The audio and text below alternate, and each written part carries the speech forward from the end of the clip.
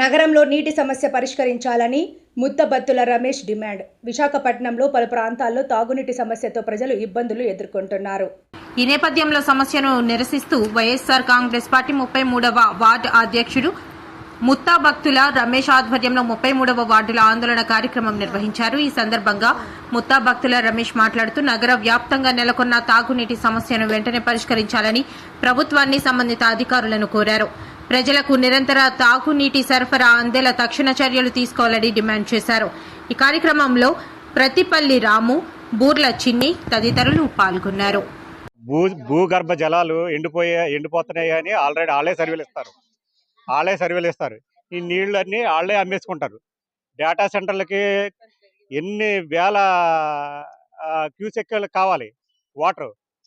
అలాంటి data సెంటర్లకి water అమ్మేసుకుంటుంటే ఇక్కడ పేద ప్రజలకి ఎలాగ వాటర్ సప్లై చేయగలరు? అలాగే ఇక్కడ గెలిపించిన కార్పొరేటర్ ఈ టైంలో ఏమైపోయాడు? ఎక్కడికి వెళ్ళిపోయాడు? కార్పొరేటర్ ఎక్కడికి వెళ్ళిపోయాడు? వాటర్ ప్రజలందరికీ లేదు కదా, ఎక్కడికి వెళ్ళాడు? ప్రతి ఇంటికే సమస్య ఉంది, మంచినీళ్ళ సమస్య. కార్పొరేటర్ ఎక్కడ తోకున్నాడు? ఏమనంటే 2 రోజులు రాదు 3 రోజులు రాదు అని గ్రూపుల్లో మెసేజ్ పెట్టుకుంటాక మెసేజ్ పెట్టుకుంటే ఇలా సమస్య తీరిపోద్దా? ఎక్కడికి వెళ్ళిపోయారు చంద్రబాబు నాయుడు గారు? ఈ పేద ప్రజలకి మీకు ఇలా ఓట్లేసి మీకు గుర్తు రాలేదు? ఓట్లే కావాలా? తాగటానికి మంచినీళ్ళు అవసరం లేదా? రోజు పని చేసుకునే వాళ్ళు ఉదయాన్నే వాటర్ పట్టుకుని వెళ్ళిపోతారు, మళ్ళీ రాత్రికి వస్తారు. బోరింగ్లకు వెళ్తే బోరింగ్లు ఎండిపోయి ఉన్నాయి, ఏ బోరింగ్కి రావట్లేదు. ఎక్కడండి? ఆ రోజుల్లో జగన్మోహన్ రెడ్డి గారి ప్రభుత్వంలో ఏ రోజు వాటర్ సమస్య లేదు. వాటర్ సమస్య లేకుండా, ఏ సమస్య లేకుండా బాగా వాలంటరీ వ్యవస్థ కానీ సచివాలయం వ్యవస్థ కానీ బాగా పనిచేసింది. ఈ రోజుని ఏ నాదులు పట్టించుకునే లేదు. అలాగే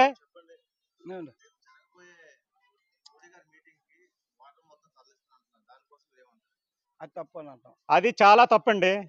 ఇక్కడ పేద ప్రజలకి వాటర్ మంచినీళ్ళు లేకుండా పోయి అక్కడెక్కడో ఈ వాటర్ అంతా అక్కడ తరలించడం అనేది చాలా తప్పు. చంద్రబాబు నాయుడు గారు చేసి పనులన్నీ ఇలాంటి పనులే చేస్తుంటాడు ఆయన.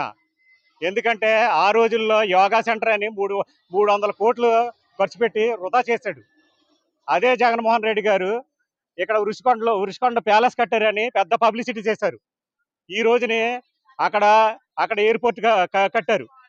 అక్కడ ఎయిర్పోర్ట్ కట్టి ఈ వాటర్ అంతా తరలించి అది అసలే ఒక వార్డు వైఎస్ఆర్ యూత్ పేషెంట్. ఇది ఎంత మా ఏరియా అండి, బంగారమేట కాలనీ ఏరియా.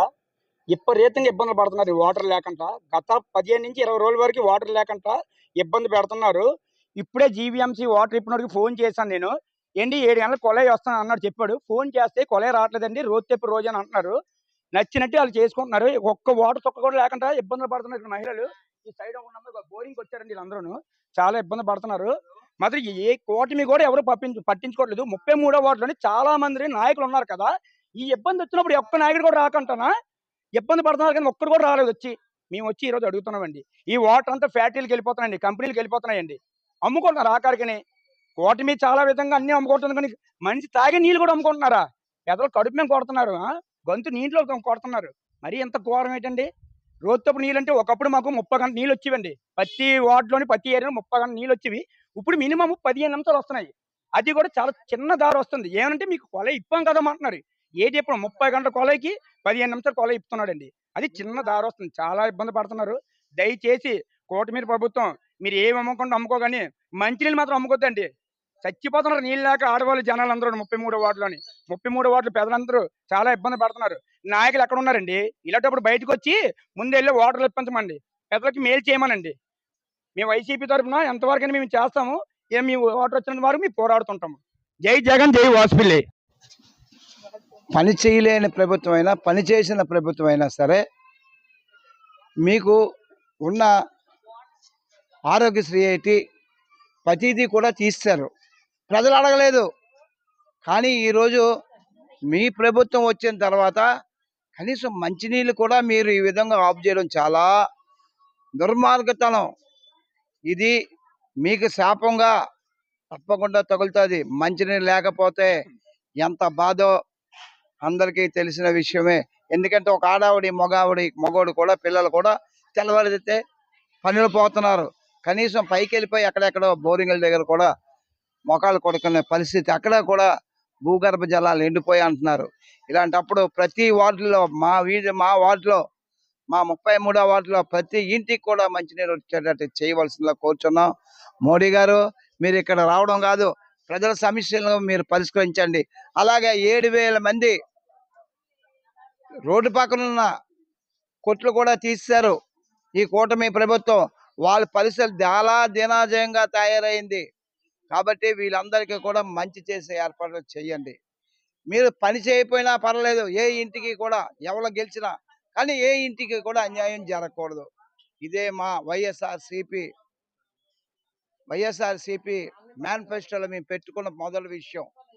ఎందుకంటే జగన్మోహన్ రెడ్డి గారు ఏం చెప్పారు అవే చేశారు.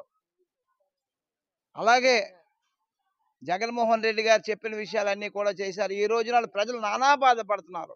మీ ప్రభుత్వానికి ఎందుకు వేసాము ఆ ఓట్లని, ఎవరికి వేసినా ఎవరికి వేయకపోయినా మీరు ప్రభుత్వంలో ఉన్నారు కాబట్టి ఏ ప్రజలకి పని చేయకపోయినా సరే మీరు అందరి కోసం కూడా మంచినీళ్ళు ఇచ్చేటట్టు ఏర్పాటు చేయండి. జై జగన్.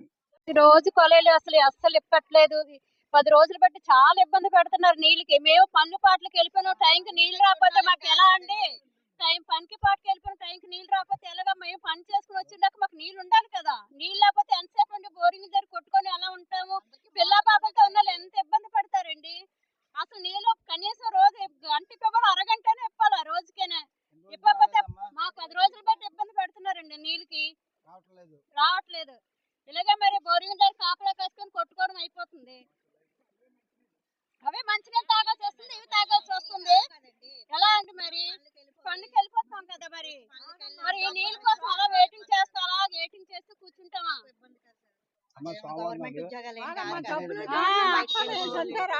ఎక్కడ నీళ్ళు దొరికితే అక్కడ తాగేస్తాము, ఎక్కడ నీళ్ళు దొరికితే అక్కడికి వెళ్ళిపోతాము. 10 రోజులు బట్టి మాకు ఇబ్బంది అయిపోతుంది. ఉదయం మేము డ్యూటీకి వెళ్తే సాయంకాలం వస్తాము.